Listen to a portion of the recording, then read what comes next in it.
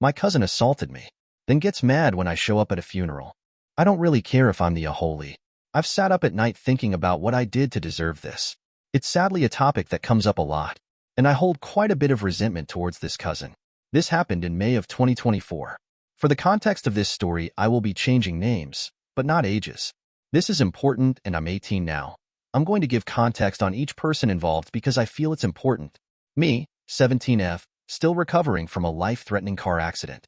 I have a lot of PTSD to loud noises, rising in cars, and driving in the rain. My then boyfriend, 18M, now fiancé, we're calling him Jack for this story. We've been together for over a year at this point. Jasmine, 17F, sisters by choice, not by blood. We were born a few days apart and practically raised together. Our moms were fostered by the same people. We are still extremely close to this day. Then finally the hell spawned. We'll call him Nathan. 18M, Nathan was raised in a house with 8 other siblings.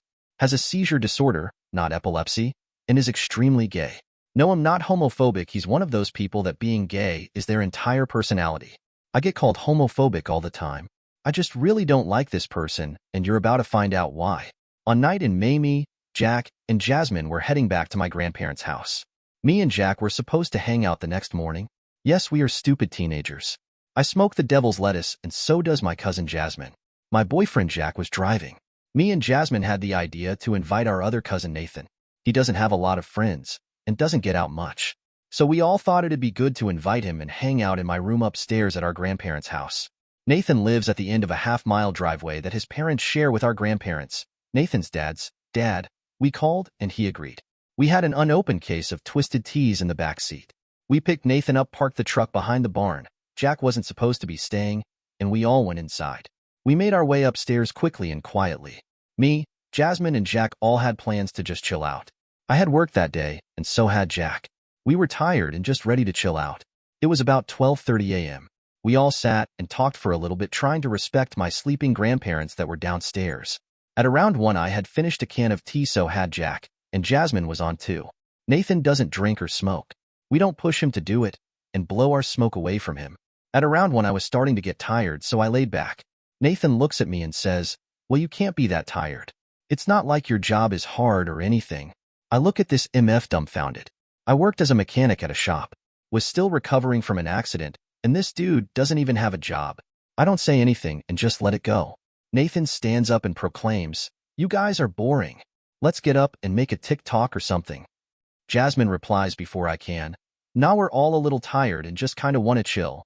Besides, Grandma and Grandpa are downstairs sleeping." He lets out a huge sigh and rolls his eyes, sitting back down. Another 10 to 15 minutes go by, and I'm sweating at this point. It's so fucking hot in this room. Jasmine's sweating too. I haven't moved into my grandparents yet, so I had only packed cloths for me to change into in the morning. I had more cloths downstairs, but no one wanted to risk the grandparents waking up. Me and Jasmine were both wearing boxers. We both find them comfortable. I asked Nathan and Jack if they were comfortable with both of us just hanging out in the boxers since it was so hot. Neither of them had a problem with it. I was supposed to sleep in between Jasmine and Jack, while Nathan slept on the other side of Jasmine. If you don't understand this next part, or why it's wrong and weird, then you need help. As a reminder, Nathan is gay. Okay, keep this in mind here. Most people know the difference between a man and a woman wearing boxers. Women don't have anything to show, and they're pretty much shorts when we wear them. I was fine with Jasmine wearing them around Jack.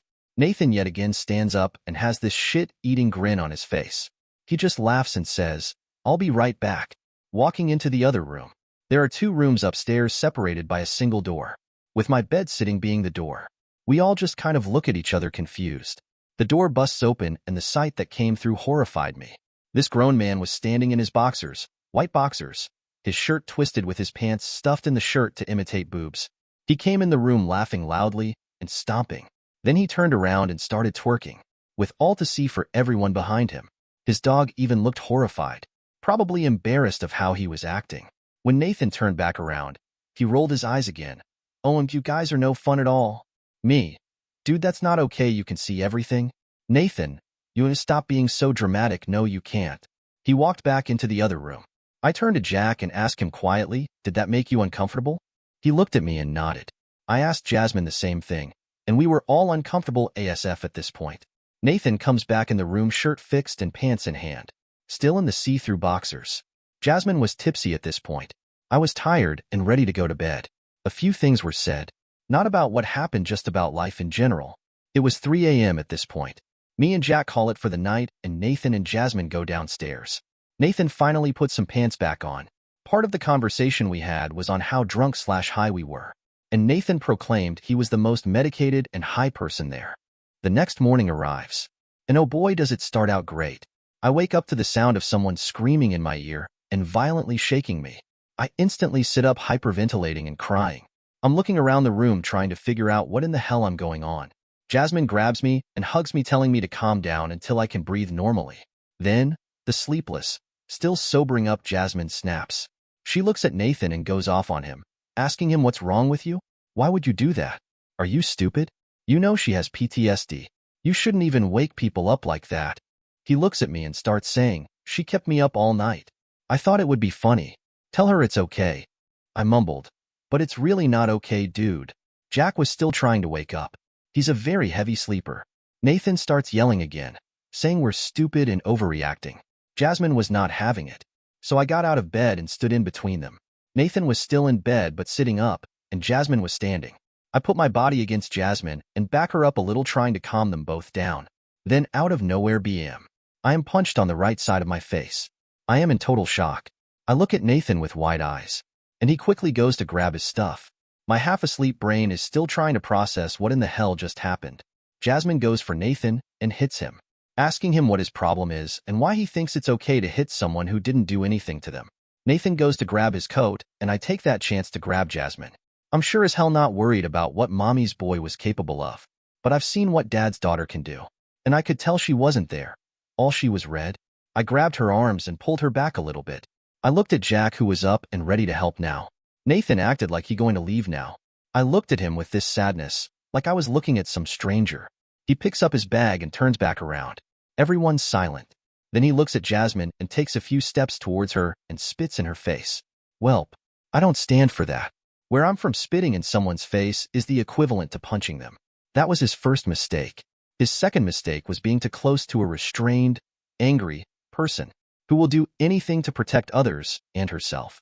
Welp, I've seen this scene before, just not with the same person. I loosen my grip a little and lean my head back. Bop, bop, bop, bop. Her forehead went straight into his nose, and it instantly started bleeding. He screamed and said he was leaving. He went into the corner to once again grab his coat. I let go of Jasmine and thought everything was cooled down for now. Nathan turned and faced us, and then yet again came after me. He started yelling at me, calling me a backstabber. Jasmine went to defend me again. Jack grabbed her and fell onto the bed as Nathan tried to hit her. This is important later. Jasmine kicked at him to keep him away and accidentally kicked his dog, who was trying to run in between them. Nathan finally gave up and walked away. I threw his stuff at him and told him to get out. I could hear my grandpa yelling from downstairs. I yelled, "Get out," as he turned around to say something else. He walked out the door after spitting blood on my floor, cloths, and bed. Jasmine broke down crying when he left. I got on the floor with her and hugged her, and we all just sat in silence for a few minutes to compose ourselves. Part 2. I'm still new to Reddit, so I'm just going to add the rest of this in pieces more than likely. But anyways, thank you if you've made it this far. After we give ourselves a minute, I put sweats on and we all went downstairs. Grandma and Grandpa were waiting on us when we got downstairs. We all told our story. We told them the truth. They sat there for a minute, just absorbing what we just told them, as did my aunt when we told her later. We waited with radio silence from Nathan's parents, which was odd. Me and Jasmine both got text from Nathan saying how betrayed he felt and how we should feel bad for him. That ends this event. A few days later, Nathan finally confessed, with his own little twist, of course. This grown man said that we attacked him. Yeah, you read that right. He flipped the story, said we were on hard drugs, and all of us were wasted, which was weird, saying I only had one tea and Jasmine is sober by the time all was said and done. Not even close to wasted. We want to go pick up the goods with him in the car. He mentioned that but said we went to a town in the total opposite direction. The dude we got it from was white. I've never seen him, ever, so it was funny when he said this guy was black. He also said me and Jasmine were selling ourselves for drugs and alcohol. That's all I heard about his side of the story. His dad was livid, fuming even. That same day, me and Jasmine both got a TikTok. You know the sound that goes, "All I needed was a friend, and you abandoned me." Well, that was it for me. I went off on him, asked him how that made any sense when he attacked us and Jasmine defended me, and he kept trying to attack us.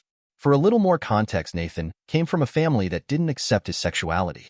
Well, me and Jasmine have always accepted him, without hesitation. So I may or may not have said some things that I can't take back. But I was mad. I am going to put it in here. Just know, firstly, I was 17 trying to figure out emotions on Depot. Ike. Here's how the message read. Okay, stop. Just stop. Don't text me. Don't make contact with me. I don't want to talk to you. I haven't tried to contact you, so do the same for me. And the last I remember, you punched me in the face. So how about we go back and I send that to you, because Jasmine only got mad BC you hit me. All of us saw it and know it. Then your dumbass spit in her face like the entitled white privileged shit you are. You talk about how bad you live is, but you living off daddy and mommy's money. I make my own. You're not an adult, you're a child. And your dog only got kicked because she got in the way when Jasmine was kicking you. So don't try and pull that shit. Also, your dad doesn't believe you. And no one will, because you're right, you are the most medicated, and you deserve to be in a nut house because you're a lying, low-life faggot. You hit me after I accepted everything about you, and everything you did for 18 fucking years. So don't make this about yourself, BC. No one gives a fuck about your part in it, besides the fact you're making shit up and lying. Me, JAS, and Jack all had the same exact story. Yours is the only one that don't line up. And don't say we tried to come up with one, because we didn't. We went straight downstairs and told Grandma and Grandpa what you did. And I didn't touch your jacket, but loved the fact you made a Facebook account a post about me. It's giving obsessed, oh yeah. And I also know you've been shit-talking me behind my back to Jalen. And you were talking about my boyfriend. So don't act all innocent and not respond, because you honestly fucked your only real friendships you had, and then act like it's our fault. You call us attention whores when in reality it's you. Yes, that's a lot, and I'm sorry for what was said, but I was angry. And yes, you read that last little bit right. I don't know how. I have no clue when it happened. But this man-child's jacket ended up in our manure pile. Nathan came up into my room, went through all my drawers, took 2 brand new carts and threw them away. Then proceeded to make a Facebook account for one simple reason. Put me on blast for something I didn't do. Just the jacket, nothing else. Well, I let it go. A couple weeks later, I get nosy like some do. And I went on his TikTok. Well, that was interesting. The most recent video he posted went a little like this. The difference between me and you is, I won't be pregnant at 18, with a guy that doesn't even love me, while still mooching off my grandparents, and I also won't have black long by the time I'm 25. Then the rest of the video is him twerking. So, I'm on Depot. Haven't had a period in 3 months when this video was taken. I literally moved in because they asked me to. I do chores every day when I get home, and they pay for nothing of mine. I buy my food and do my keep, and it's not a problem. I also have been working since the beginning of my senior year. Bro doesn't even have a job at this point. Stays at home and literally sits on his ass all day long. So yeah, that made me mad. Some other videos were made about me and Jasmine. Jump to a few weeks later. We're in July at this point. I'm working full-time and preparing for fair. Jack is living with me at this point in time. My grandpa yells upstairs. I swear I hear him say, "Nathan's here to talk to you." My head snaps. I look at Jack and jump out of bed and go downstairs. This MF is standing there with his dog looking like a fool. I walk into the kitchen and he follows. I turn and look at him. Say what you came to say. My jaw is clenched at this point, and I'm fully aware and awake at this point. And boy, was I ready to put this MF on his ass. I wanted to apologize, me, for what I say sharp and coldly. Nathan, for everything that I said about you and did. Me, for what you did. You punched me. Nathan, no I didn't. I never did. Me sad face, I'm yelling at this point, and I'm shaking with anger at this statement. I'm taking with my hands too. Never did that. That's what started the whole situation. Are you really that medicated you forgot? Are you really still trying to manipulate the situation to your favor? You're a pussy for having to come through Grandma and Grandpa to have the conversation. A real man would have done it one-on-one. But no, you're just scared that when things get out of hand and you choose to lay hands on me again, you're gonna get your ass beat by not one, but 2 girls at that point. Isn't that right? Your apologies aren't wanted here. After that, Grandpa asked him to leave. I had to go out and smoke. I was shaking and pissed. He was sitting on the couch when I walked out, and when we came back in, I called him a women beater as I walked away and back upstairs. That next week, I was at a ride night. Ride horses as a group for 4/H. One of Nathan's sister-in-laws was there. One of her kids was in that club with us. She asked me to do her a favor. She asked me to screen record Nathan's TikToks. I asked her why.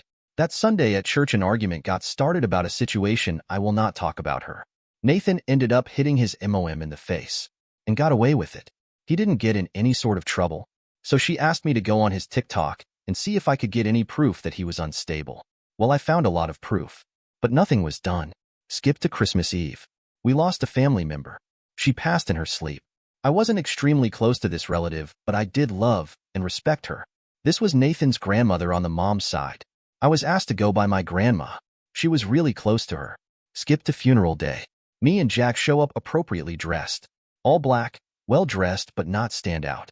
As soon as we walk into the worship center, I feel this burning sensation on my face. I look on the other side of the room. If you haven't guessed it yet, yup, Nathan is hardcore death starring me. I avoid eye contact, straighten up, and set my bag and coat down.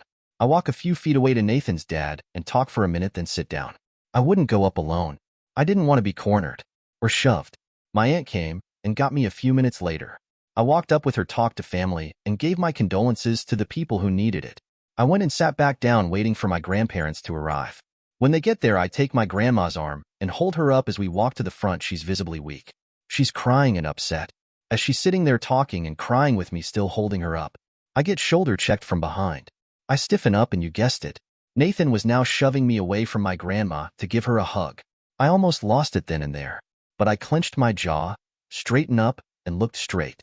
I waited till Grandma was hugging someone else, and I turned my head towards him slightly and gave him that look of, "You really want to do this here and now?"